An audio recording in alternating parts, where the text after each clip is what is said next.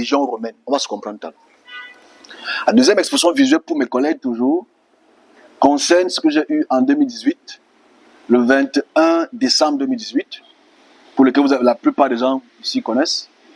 C'est l'expression visuelle qui concerne l'araignée, où j'ai vu un serviteur blanc et il y avait des toiles, des très grandes toiles d'araignée derrière lui.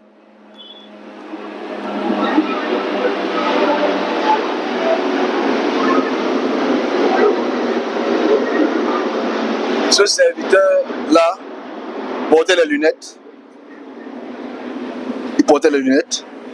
Et l'ange me dit, ce serviteur-ci, ou ce pasteur-ci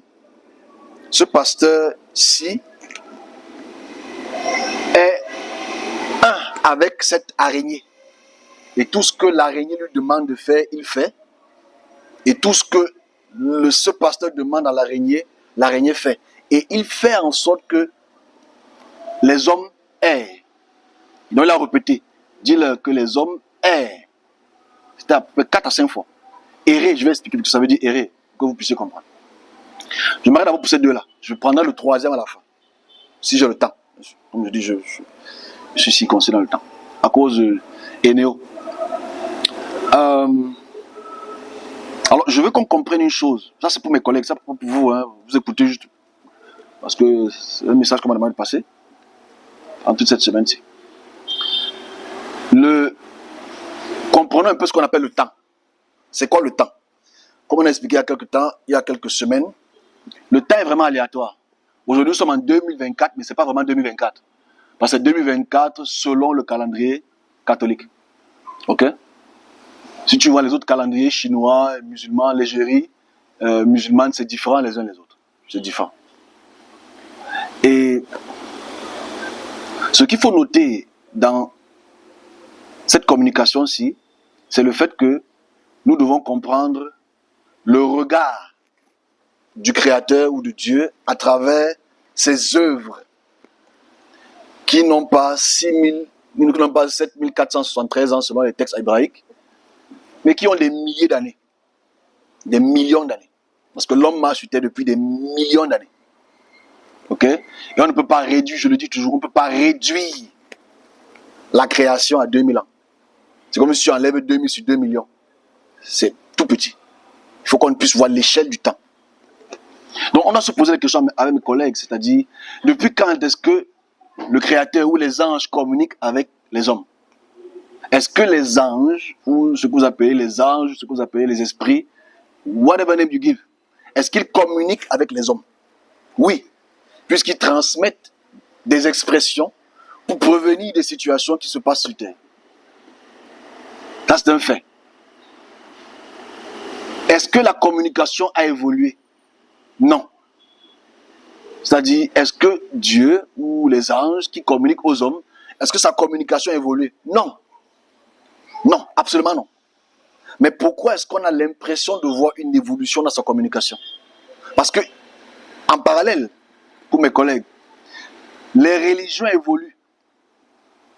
Quand on quitte de la puissance sumérienne, il y a les dieux sumériens. Quand on va des Sumériens aux Akkadiens, il y a les dieux akkadiens. Mais des Sumériens aux Akkadiens, la législation se transmet. Les dieux se transmettent, mais il y a une évolution de la religion par rapport à la population qui grandit et les besoins qui grandissent. Des Akkadiens entre les Assyriens, la religion évolue. Des Assyriens viennent les Babyloniens. La religion et les noms des divinités évoluent. Des Babyloniens viennent des Perses. Ça évolue. Des Perses et des Grecs qui ont déjà leur religion synchronisent les deux religions. Ça devient une religion apollonistique.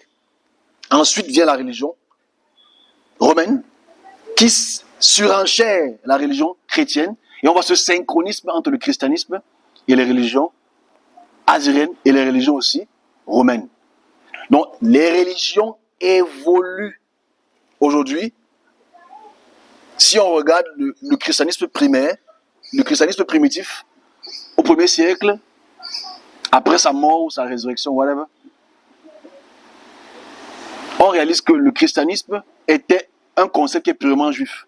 Et quand on respecte la loi de Moïse, on fait tout ce que Moïse a demandé de faire. Mais avec le synchronisme des cultes romains, ça a évolué progressivement. Aujourd'hui, bien sûr, à partir du Xe siècle, il y a une séparation entre l'église catholique et l'église orthodoxe. Au XVIe siècle, il y a une séparation entre l'église catholique et l'église protestante. Et progressivement, il y a les évolutions des religions. C'est une introduction très importante que je fais rapidement, juste pour qu'on puisse se comprendre. Il y a eu un événement très important il y a 120 ans, qu'il faudrait que nous, serviteurs, on en parle. Ok? 120 ans, c'est peut-être 2 vies à peu près. Parce que si on voit la moyenne d'âge de 60 ans, 120 ans, c'est 2 vies. Bon, il y a des gens qui vivent 122 ans. Ils ont la chance. Ok? Mais en moyenne, c'est 60-65 ans en moyenne. Ceux qui dépassent ça, c'est bien. Il y a des événements qu'il faut qu'on explique. Graduellement. Avant de commencer le 3e sujet qui surenchère aussi. Au XVIe siècle, 15e, 16e siècle, on a vu ça ici ensemble, les Portugais, les Espagnols commencent automatiquement à conquérir les terres. Ils voyagent pour aller dans les Indes, ils voyagent pour aller dans la nouvelle terre qu'on appelle les Amériques. Ils créent ce qu'on appelle les 13 colonies. N'oublions pas qu'ici, il y a l'église d'Angleterre, l'église protestante, à cette période, et l'église catholique. On est ensemble? Le réveil n'existe pas encore. Parce que ceux qui dirigent les empires européens, ce sont les papes. Et les rois en parallèle. Je veux qu'on se comprenne. Il n'y a pas de réveil. Le réveil est inexistant sur aucun texte sur le réveil. Parce que les prêtres font leur exorcisme et les protestants font ce qu'ils font. Il n'y a pas de réveil. Donc, à la période donc, du 16e, 17e siècle, pour lequel les peuples britanniques ou de la Grande-Bretagne, dans son ensemble, migrent vers les États-Unis pour créer les 13 colonies, ils amènent la religion catholique, anglicane et protestante. Et on sait, enfin, ceux qui connaissent un peu l'histoire, savent que ces 3 religions se battaient pour les terres. Parce que n'oublions pas, le contexte des Amériques, c'est un contexte de guerre. Il y avait des guerres pendant près de 180 ans, des guerres tout le temps. Parce que c'était les territoires des Tarana, c'est les Indiens, les territoires des autochtones qui se disaient qu'ils sont là depuis 100 ans, qui luttaient contre la mainmise des rois et des reines européens sur la législation des Amériques. Voilà pourquoi il y a eu une indépendance en 1778. 19, pardon. C'est important de le dire. Ok? On est ensemble? Là, c'est très important. Ici, l'église anglicane, à travers les rois et les reines d'Angleterre, réalise qu'il y a un nouveau mouvement. C'est-à-dire, sur cette nouvelle terre, il y a beaucoup de meurtres. Il y a beaucoup de corruption. Il y a un nouveau mouvement qui naît, qu'on appelle des Holiness Movement, le mouvement de la sainteté. Ça commence dans les années 1700. Ok? Ce mouvement est quoi? C'est que habillons-nous pieusement, avec les longues robes et les foulards. Parce que le peuple anglais, le peuple français, qui est catholique et protestant et anglican, ne respecte plus la volonté de la Bible. Ce sont des commerçants, ce sont des assassins. Nous, on doit ramener le mouvement de la sainteté, c'est-à-dire la sanctification. Regardez ça, c'est très important. La sanctification, le baptême et l'obéissance à la voix prophétique de ce qui est écrit dans les Actes des Apôtres. Donc ça crée ce qu'on appelle, entre guillemets, une église qu'on appelle l'église méthodiste. Donc, ce mouvement est très important. Je veux que mes collègues m'écoutent bien. Avant ce mouvement, il n'y a rien. Après ce mouvement, quelque chose commence. On chasse donc ces méthodistes de l'église anglicane. On les chasse. Ils commencent donc à prêcher dans les rues. Je veux qu'on se comprenne. Comme Jean le Baptiste. Ils commencent à prêcher, répentez-vous, la fin du monde est proche. Parce qu'ils sont sur une nouvelle terre qu'on appelle les Amériques. C'est pas ça que je comprends. Contextualiser les événements. Very important. Bon, ça c'est pour mes collègues qui connaissent un peu l'histoire. Donc en 1772, un grand prédicateur qu'on appelle Wesley ouvre dans sa propre église, qui commence à prêcher dans les rues la sanctification, la purification et le baptême. Voilà comment naît les conflits entre l'église anglicane, l'église protestante, l'église catholique et les groupuscules donc de pasteurs qui se disent donc apôtres de Jésus commencent à prêcher dans les rues. Le mouvement commence au XVIIIe siècle. Gardez ça en tête, c'est important. Avant ça, tout le monde va à l'église, on est calme. Et dans le mouvement méthodiste là, ils chantent fort, ils prient fort dans les rues pour que les autres comprennent que eux, ils sont dans la volonté du Seigneur par rapport aux églises cartésiennes ou orthodoxes. L'histoire est très importante. Quelques années plus tard, des prédicateurs de cette période, parce que j'ai cité Wesley, on est maintenant au XVIIIe siècle, au XIXe siècle. Le mouvement est très puissant aux États-Unis, très puissant. Ils ouvrent des grandes congrégations, ça devient de plus en plus grand. Les gens aiment danser, les gens aiment chanter, n'oublions pas cela. Et nous gardons encore en tête qu'à cette période historique, l'esclavage existe encore. Il y a encore une ségrégation entre les Noirs et les Blancs. Ils ne peuvent pas rester dans la même pièce parce qu'il y a un peuple qui est impur et qui est maudit, c'est-à-dire vous, et un peuple qui est béni, c'est eux. Là, c'est un canon. Est-ce que vous êtes béni? Vous avez les ascenseurs chez vous. Donc bref, ici, dans cette logique, naît donc un prédicateur très important. Je prendrai 3 prédicateurs parce que c'est eux qui sont les précurseurs d'un mouvement qui commence en 1870-80. Le système méthodiste prend la force. Il se sépare des églises cartésiennes. Il commence à prêcher dans les rues, répentez-vous. Vous voyez toutes les guerres qui se passent aux Amériques. C'est la fin du monde, préparez-vous, soyez saints, soyez saints, soyez saints. Parce qu'ils veulent reproduire la prédication qu'ils voient dans les actes des apôtres. Et dans les prédications que Paul donne. Naît donc un serviteur ou un pasteur qu'on appelle I.E. Bell. Les lunettes, il porte les lunettes, c'est important de le dire. I.N. Bell, un Américain, très charismatique, qui pousse ses prédications à l'extrême. Commence un mouvement qu'on appelle la glossolalie. En anglais, glossolalia. C'est un mot grec qui veut dire parler en une langue étrangère. J'ai le journal. C'est important. Le mouvement là commence en 1900. C'est-à-dire, I.N. Bell est la première personne qui parle en langue. N'oublions pas le contexte ségrégationnel. C'est-à-dire, le parler en cette langue n'appartient qu'aux Blancs. Aucun noir ne doit parler en cette langue parce que c'est la langue des anges. Tout en sachant que cette glossolalie-là est un langage que tu ne comprends pas, que je ne comprends pas. À titre de rappel, la glossolalie n'est pas seulement une question des chrétiens. Parce que les peuples du monde, surtout les peuples indiens, pratiquent la glossolalie. C'est-à-dire, les esprits leur parlent, ils parlent en langue. Ok? Le fait qu'ils parlent à une langue que tu ne comprends pas, pour eux, c'est un symptôme, pas un signe. Bon, disons signe, pas être gentil. Pour moi, c'est un symptôme. C'est un symptôme, un signe, pardon, de la présence d'un esprit. Donc, I.N. Bell, donc, se sent proche de l'esprit. Il le dit, que je me sens proche de l'esprit. Il n'a pas dit qu'il a entendu une voix qui lui a dit quoi que ce soit. Je me sens proche de l'esprit. Il a commencé donc le baptême du Saint-Esprit qui va dans le sens de cette glossolalie-là. Pour accorder les textes de 1 Corinthiens 15 et les textes d'Actes des Apôtres. Mais quand tu écoutes ce qu'il rapporte, il ne sait pas ce qu'il dit. Notons cela.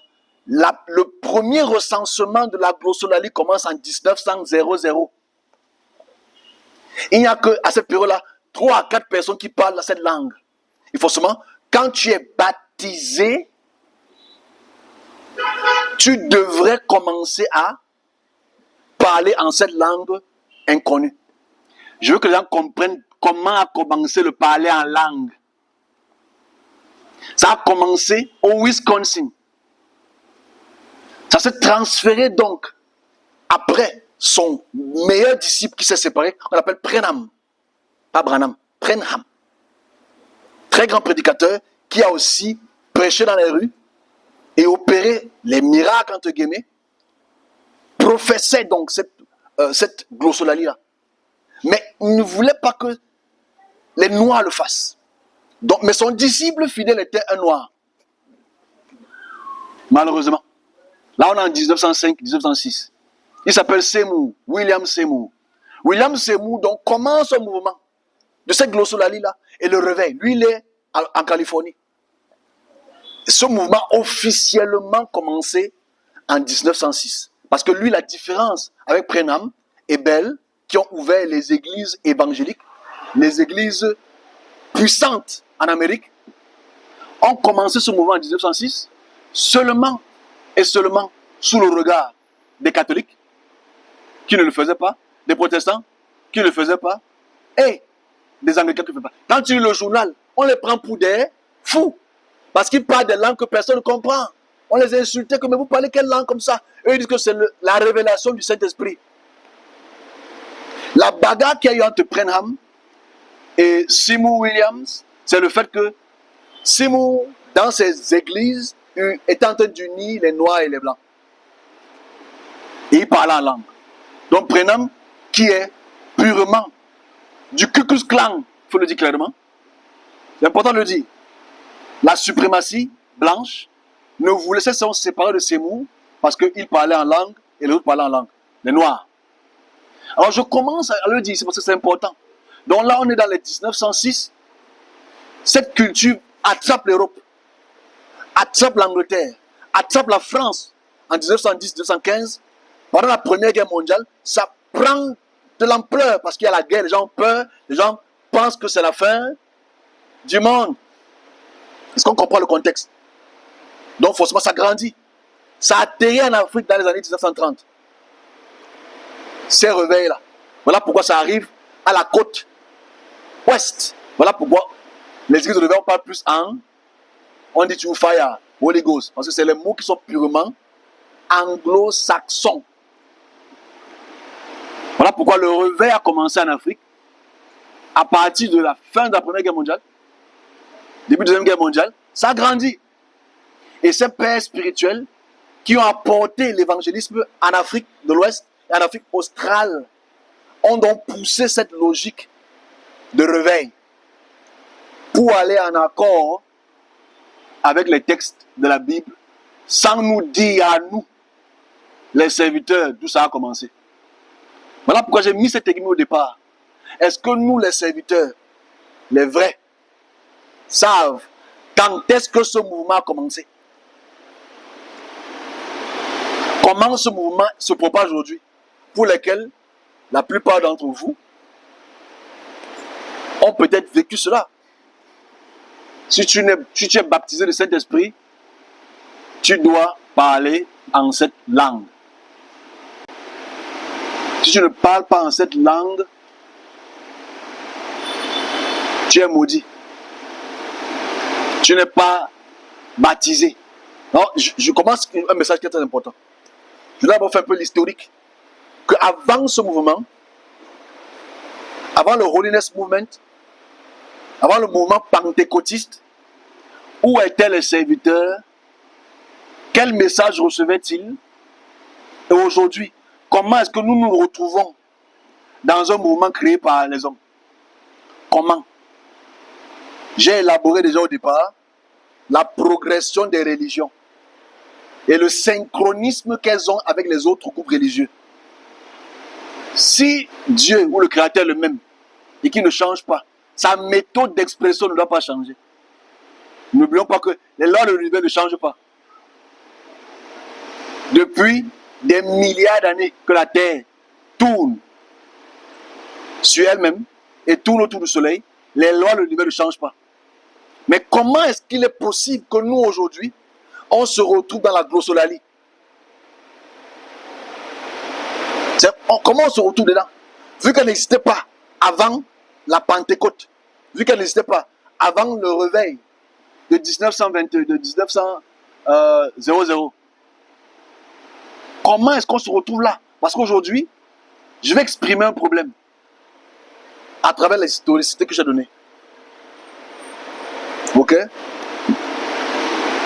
Pour ajouter un point pour mes collègues, parce que c'est important pour eux, c'est que pendant les périodes du 14e siècle jusqu'au 19e siècle, il y a eu un mouvement kabbalistique qui a grandi.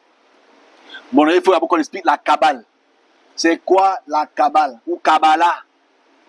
Kabbalah ou la Kabbale, c'est un mouvement judéo-égyptien que je vais expliquer tout à l'heure rapidement, qui prône ce qu'on appelle la lecture des Talmuds, c'est-à-dire les écritures hébraïques des rabbins babyloniens et de Jérusalem dans leur déportation, et les lectures de ce qu'on appelle la Gematria ou la Gamatrie. La Gamatrie, ici, c'est important qu'on puisse parler de ça. Pour mes collègues, parce que c'est important qu'on en parle. Les rabbins, à la période post-exilique des années 70, après la mort du Christ, ont développé, à cause de leur connexion babylonienne, une notion spirituelle. N'oublions pas qu'on a vu que le peuple juif a habité pendant beaucoup de siècles sur les terres babyloniennes. Et n'oublions pas que la semaine passée, on a démontré que le calendrier babylonien est copié-collé du calendrier juif. C'est-à-dire, les juifs qui ont habité là-bas ont copié le calendrier et tout ce qui est dans leur fête. Donc, naturellement, gardez ça en tête, mes amis, que l'écriture sémitique ou araméenne, elle est babylonienne. Le langage commun des Babyloniens, c'est l'araméen. Et l'araméen est une écriture sémitique. Et l'écriture sémitique commence, même si on sait que l'écriture sémitique, elle est dérivée de l'écriture proto-sinaïtique, c'est-à-dire égyptienne. La réalité ici qu'il faut qu'on comprenne, de A à Z, de Aleph jusqu'à Tav, qui sont les correspondances des textes hébraïsants, de A, Aleph, qui est la première lettre, de Tav, qui est la dernière lettre, sémitique. Aleph, c'est 1. Bet, c'est 2. Donc, de A à Z, les 22 lettres des textes hébraïques sont donc des connotations numériques. Gardez ça en tête, c'est très important. De A, Aleph jusqu'à Tav. Bon, ceux qui connaissent un peu l'alphabet sémitisant, ça a 22 lettres. Je sais qu'il y a ce qu'on appelle les sophites, c'est-à-dire les dernières lettres de certains mots, de certaines lettres ont un changement de son. Ok? Là n'est pas le but, mais il y a 22.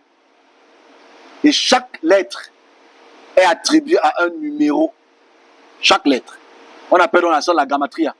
C'est-à-dire, pour comprendre une prophétie de la Bible, les rabbins faisaient quoi?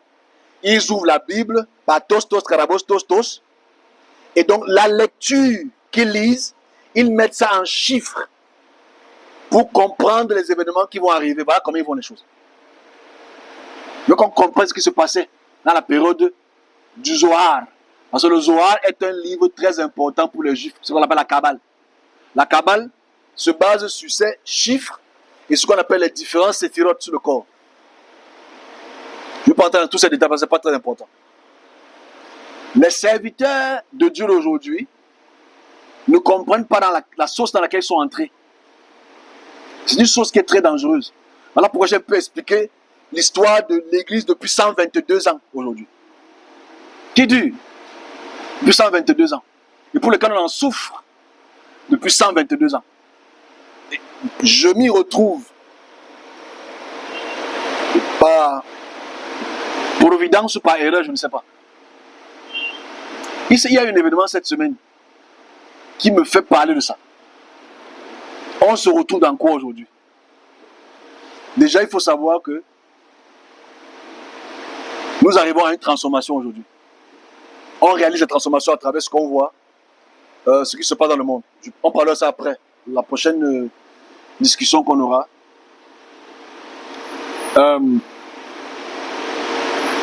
Depuis 122 ans, le service vit mal, très mal, parce que on copie une idéologie qui est purement apocalyptique dans la période états-unienne que j'ai expliqué du 17e, 18e, 19e siècle. C'est-à-dire la fin du monde, et tout ce que la Bible dit est vrai. Tout le monde voit aujourd'hui ce qui se passe dans le monde. Enfin, je pense, peut-être pas ce groupe de personnes.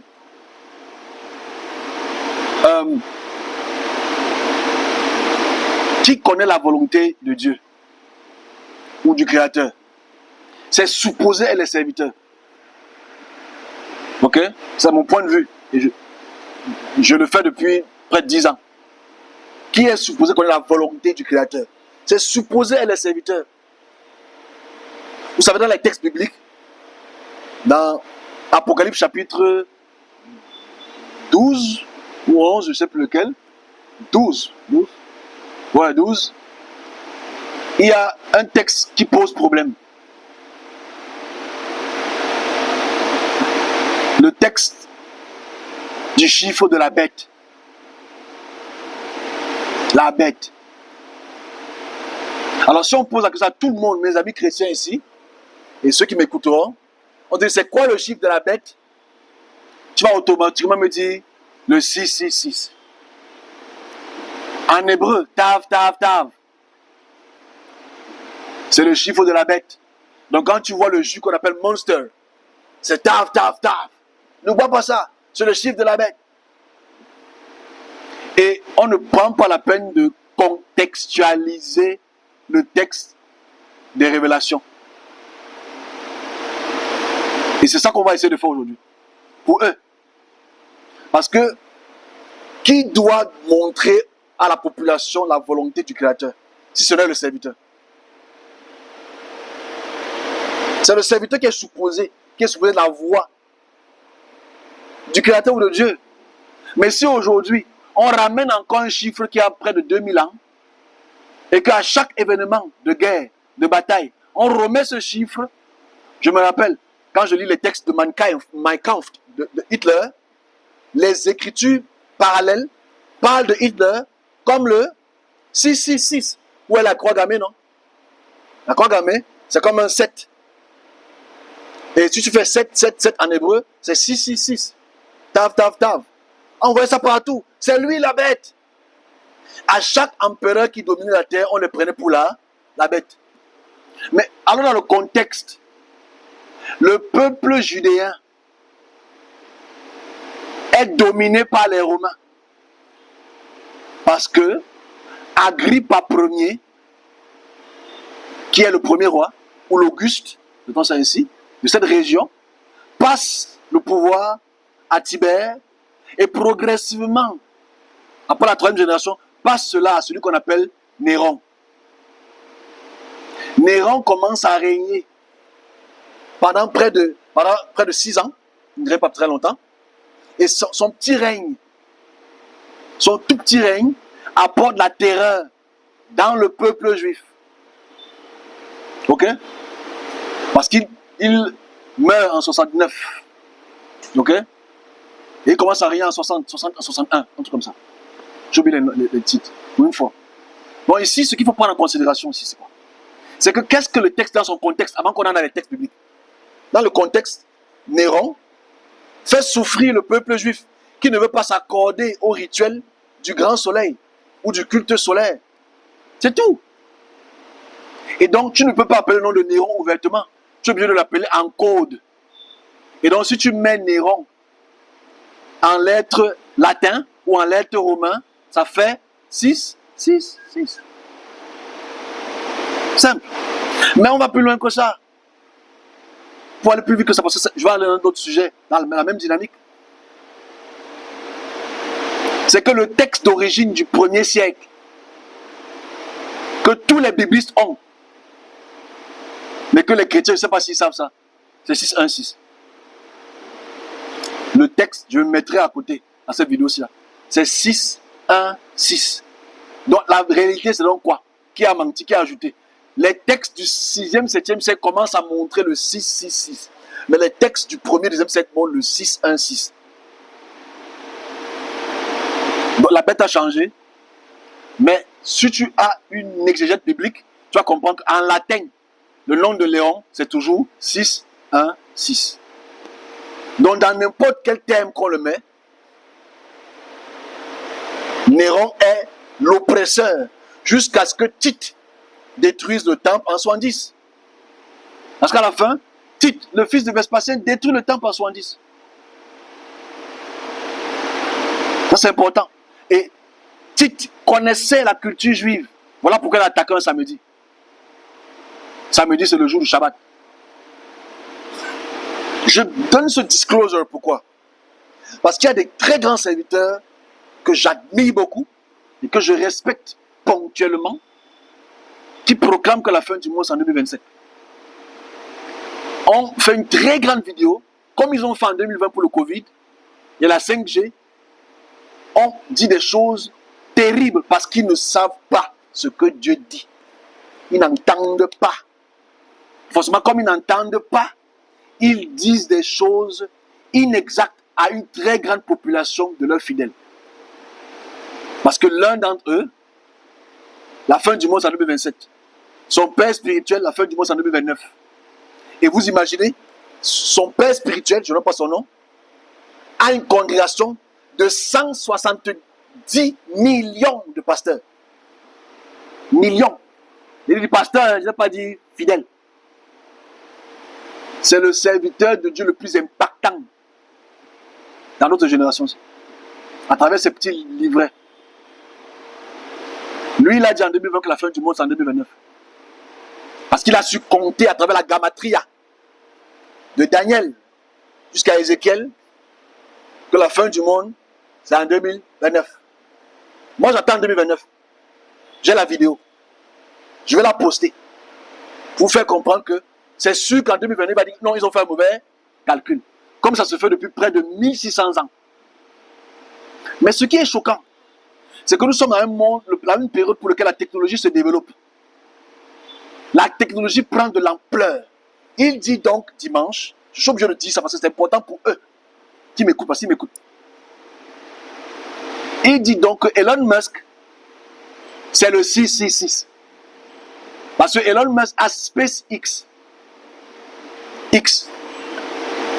Il a changé Twitter en X.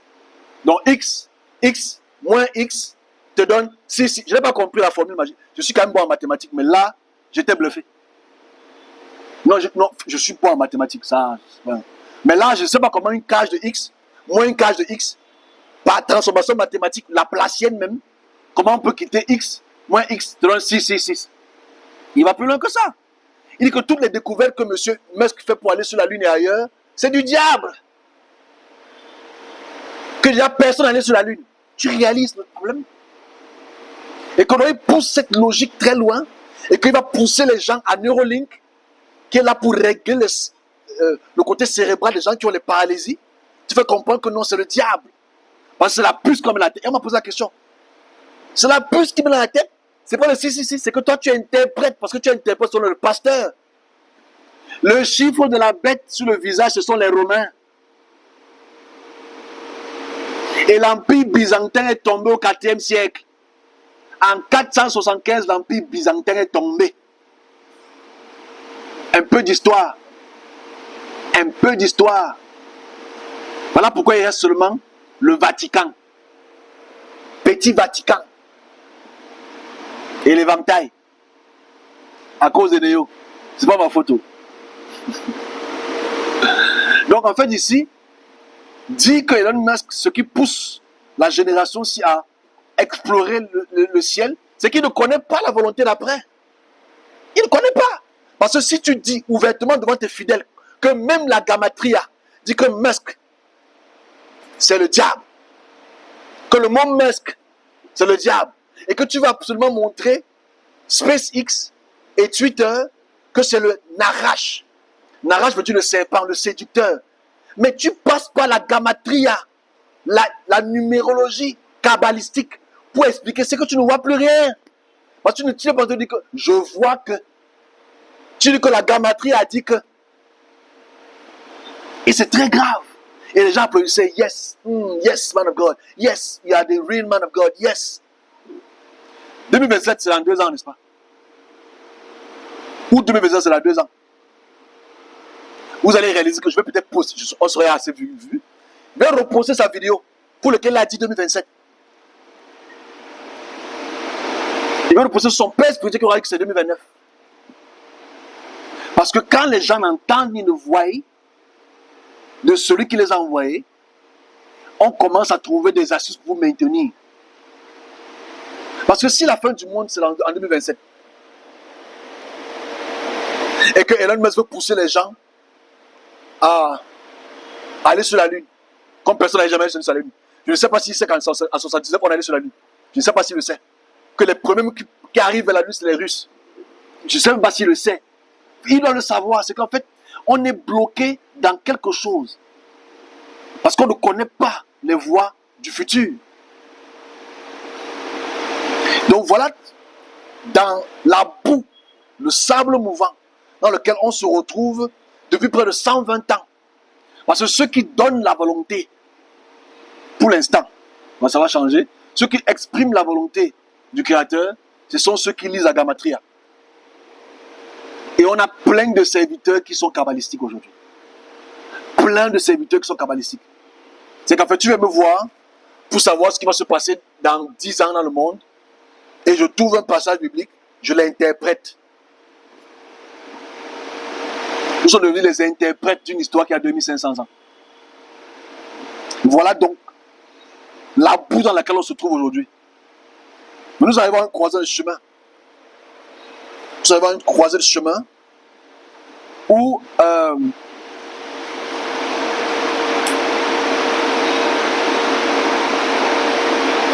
les choses sont en train de basculer. Parce qu'on va prendre un dernier sujet tout à l'heure qui est assez intéressant, qui concerne notre sujet de la semaine passée, en voyant comment le monde évolue. On ne s'arrête pas pour un cheveu sur une gradation de 1 kilomètre. C'est-à-dire que si tu prends une règle d'1 kilomètre et que tu penses qu'un cheveu, c'est grand, c'est-à-dire 120 ans, c'est rien devant la gradation de Dieu. 100 ans, c'est rien devant la gradation du Créateur. Donc ne prenons pas 100 ans ou les 100 petites 20 années-ci là comme quelque chose de plus grand que ça. Parce que le futur, dans les 100, 200, 1000 ans, 3000 ans, 10 000 ans, 100 000 ans plus tard, la terre va toujours continuer à tourner. Et les hommes vont continuer à vivre. C'est à nous de donner les bonnes notions de ce que est Dieu ou de ce que est le Créateur pour les prochaines générations. On est en train de commettre la même erreur. Et je conclue par rapport à cette expression visuelle qui concerne le serviteur, qu'il est, il fait en sorte que la population est. Et veut dire, ils ne savent pas où ils vont. Ils sont perdus. Parce que tu imagines aujourd'hui qu'un serviteur, vous me posez la question, Monsieur Yves, qu'est-ce qui va se passer? Est-ce que la Troisième Guerre mondiale, je ne vais pas ouvrir la gamatria? Non. Je te dirai ce qu'on m'a dit de dire sur le monde. Comme je le fais tous les dimanches. Parce que celui qui entend, ou supposé entendre, doit dire ce qu'il voit. Ou devrait dire ce qu'il voit. Il faudrait qu'on pense donc à ce réveil de pentecôtisme qui a commencé aux États-Unis. Et de savoir que comme les États-Unis sont en train de chuter, le pentecôtisme va chuter. Les plus sages dans le monde oriental comprennent une chose. Je lis ce qu'ils disent souvent. Et ils sont même beaucoup plus intelligents que nous les serviteurs. Parce qu'ils voient quand même le changement du monde aujourd'hui. Et ils savent que une nouvelle religion va dominer le monde dans quelques années. Et ça ne sera pas le christianisme. Dominer le monde. En quelques années. Ça ne sera pas le christianisme. Ils le voient. Ils le ressentent. Ils le disent. Et la géopolitique spirituelle devrait nous enseigner cela. En conclusion, la glossolalie, c'est-à-dire le parler en langue, le mouvement de la sainteté qui a commencé aux États-Unis et qui s'est déporté en Afrique et qui crée les plus grandes universités théologiques pour lesquelles tous nos pasteurs sont affiliés. Tu ne peux pas mal parler contre eux. Ils te bouchent. C'est eux les plus riches. Les hommes les plus riches, les serviteurs les plus riches ne sont même pas les vrais serviteurs. Ce sont ceux qui sont dans ce pays. Parce qu'ils ont les finances. Et forcément, si tu veux avoir un diplôme théologique aujourd'hui, tu es obligé d'aller vers eux. Tu peux pas mal parler de ceux qui financent les hôpitaux, ceux qui financent les écoles, ceux qui financent les églises, ceux qui financent les pasteurs, ceux qui financent les croisades. La plupart de nos serviteurs africains, camerounais, que vous connaissez, qui est en Côte d'Ivoire, il est affilié avec les Américains. Il ne peut pas faire sans eux. Il ne peut pas faire sans eux. Vous connaissez son nom, je ne donne pas son nom. Il ne peut pas faire sans eux. Forcément, on doit savoir que l'église évangélique, c'est ça. C'est eux. Le CBC, c'est une direction qui descend directement. C'est une directive de la puissance occidentale. Donc nous sommes des marionnettes d'un système. On espère que ça va s'arrêter bientôt. Donc j'en ai fini avec ce message-là.